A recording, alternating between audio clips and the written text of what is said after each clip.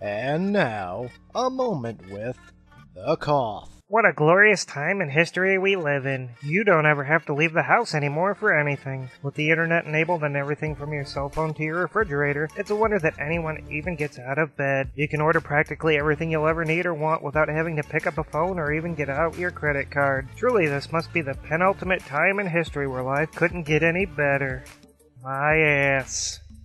What's the price we pay for all this convenience? People are dumb and rude, finding it easier to text someone than call them, and let autocorrect fix every mistake they make along the way. Sure, we're getting closer to the Jetsons, but even the Jetsons had flying cars. Why would we need flying cars to see the world when we can just go to Google Earth and see wherever we want without having to leave the house?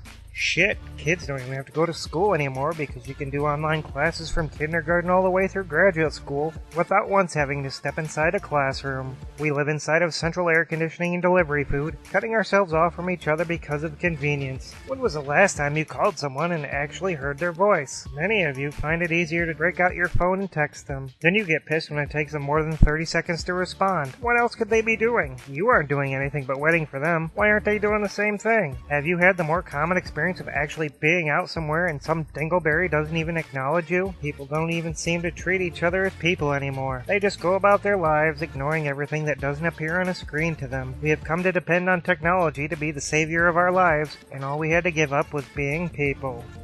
Dear buddy, the king of the Herp knows that convenience usually wins over everything. Why call someone when it's easier to just text them?